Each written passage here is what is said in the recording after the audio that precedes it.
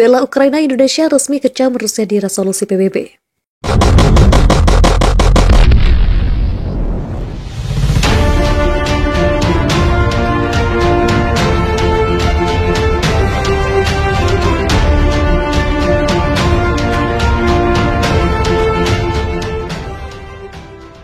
Indonesia ikut memberikan kecaman kepada agresi Rusia kepada Ukraina melalui resolusi PBB. Ada 141 negara yang mendukung resolusi tersebut. Selain Indonesia, mayoritas negara ASEAN ikut mendukung resolusi itu. Jepang, Korea Selatan, anggota Uni Eropa, Turki, hingga Arab Saudi juga memberikan dukungan. Pada teks resolusi tersebut, negara-negara tegas mengecam operasi militer Rusia terhadap Ukraina. Agresi Rusia dinilai melanggar pasal 2 dari Piagam PBB terkait integritas wilayah. Resolusi itu memakai kata condemn dan deplore.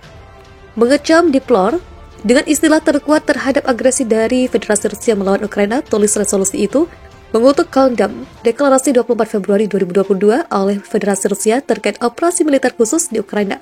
Indonesia dan para anggota PBB sepakat bahwa wilayah yang direbut melalui kekuatan bersenjata tidak akan diakui. Perhatian juga diberikan kepada kondisi kemanusiaan yang semakin parah di Ukraina akibat invasi Rusia. Kecaman luhur diberikan kepada Rusia yang menyiagakan nuklir mereka, mengutuk keputusan Federasi Rusia untuk menambah kesiapan dari pasukan nuklir mereka, tulis resolusi itu. Di tengah kehancuran wilayah di Ukraina, ada 35 negara yang memilih abstain dari mengecam Rusia. Beberapa negara yang abstain adalah Laos, Vietnam, Zimbabwe, Uganda, dan India. China juga memilih abstain. Iran dan Irak juga memilih abstain, meski Afghanistan turut mendukung resolusi itu. Ada 5 negara yang menolak resolusi ini, yaitu Rusia, Korea Utara, Eritrea, Suriah, dan Belarusia. Pemerintah Belarusia memang dekat dengan Presiden Vladimir Putin, sementara rezim Putin menolak Presiden Bashar al-Assad di Suriah.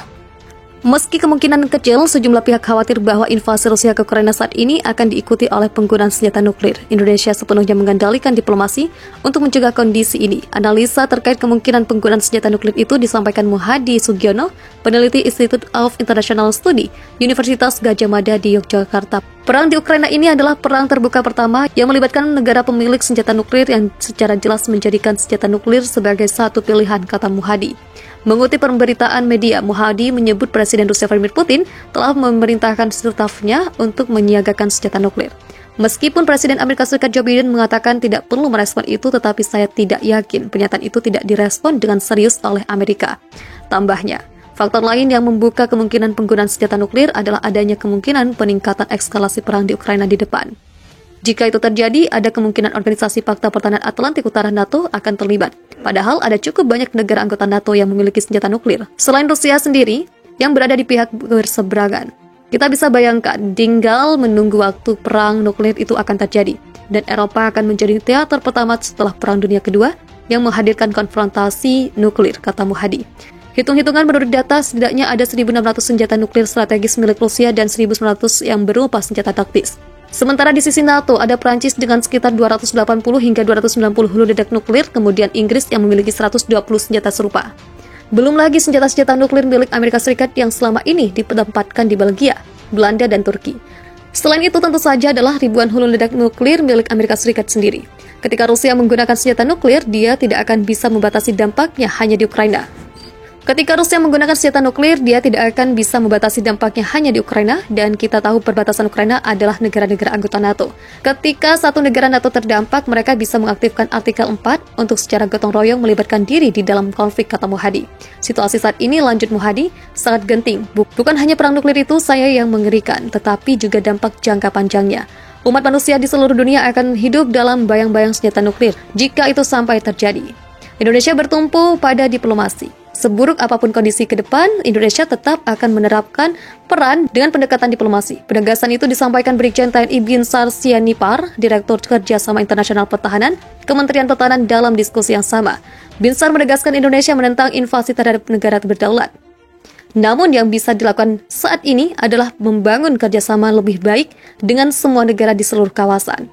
Di Kementerian Pertahanan sendiri, sebelum terjadinya invasi ini, kita terus melakukan komunikasi intens dengan semua negara, melakukan diplomasi pertahanan, dan itu bagian kebijakan kita untuk mengantisipasi terjadinya konflik sekecil apapun dengan semua negara, sampai dengan konflik bersenjata yang menggunakan senjata nuklir, ujar Binsar. Sejauh ini, Kementerian Pertahanan aktif memanfaatkan ASEAN Defense Ministers Meeting untuk upaya tersebut. Indonesia tegas menyuarakan kepada seluruh pihak untuk tidak menggunakan senjata nuklir dalam penyelesaian konflik. Forum ADMM, kata Binsar, juga memiliki kelompok kerja untuk membahas masalah ini. Pembicaraan juga dilebarkan menjadi IDMM Plus dengan 8 negara lain yang turut terlibat. Mereka adalah Amerika Serikat, Australia, China, India, Jepang, Korea, Rusia, dan Selandia Baru. Yang bisa kita lakukan paling efektif adalah menggunakan komunikasi diplomasi, baik bilateral maupun multilateral, khususnya melalui ADMM Plus ini. Indonesia ikut memberikan kecaman kepada agresi Rusia kepada Ukraina melalui resolusi PBB. Ada 141 negara yang mendukung resolusi tersebut. Selain Indonesia, mayoritas negara ASEAN ikut mendukung resolusi itu. Jepang, Korea Selatan, anggota Uni Eropa, Turki, hingga Arab Saudi juga memberikan dukungan. Pada teks resolusi tersebut, negara-negara tegas mengecam operasi militer Rusia terhadap Ukraina. Agresi Rusia dinilai melanggar pasal 2 dari Piagam PBB terkait integritas wilayah. Resolusi itu memakai kata condemn dan deplore.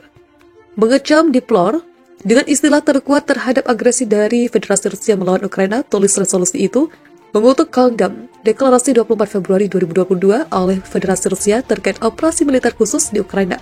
Indonesia dan para anggota PBB sepakat bahwa wilayah yang direbut melalui kekuatan bersenjata tidak akan diakui.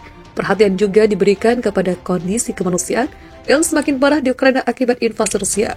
Kecaman luhur diberikan kepada Rusia yang menyiagakan nuklir mereka, mengutuk keputusan Federasi Rusia untuk menambah kesiapan dari pasukan nuklir mereka. Tulis resolusi itu. Di tengah kehancuran di wilayah Ukraina, ada 35 negara yang memilih abstain dari mengecam. Di tengah kehancuran wilayah di Ukraina, ada 35 negara yang memilih abstain dari mengecam Rusia. Beberapa negara yang abstain adalah Laos, Vietnam, Zimbabwe, Uganda, dan India. China juga memilih abstain. Iran dan Irak juga memilih abstain, meski Afghanistan turut mendukung resolusi itu. Ada 5 negara yang menolak resolusi ini, yaitu Rusia, Korea Utara, Eritrea, Suriah, dan Belarusia.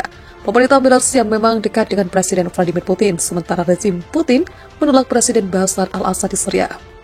Meski kemungkinan kecil, sejumlah pihak khawatir bahwa invasi Rusia ke Ukraina saat ini akan diikuti oleh penggunaan senjata nuklir. Indonesia sepenuhnya mengendalikan diplomasi untuk mencegah kondisi ini. Analisa terkait kemungkinan penggunaan senjata nuklir itu disampaikan Muhadi Sugiono, peneliti Institute of International Study, Universitas Gadjah Mada di Yogyakarta. Perang di Ukraina ini adalah perang terbuka pertama yang melibatkan negara pemilik senjata nuklir yang secara jelas menjadikan senjata nuklir sebagai satu pilihan, kata Muhadi.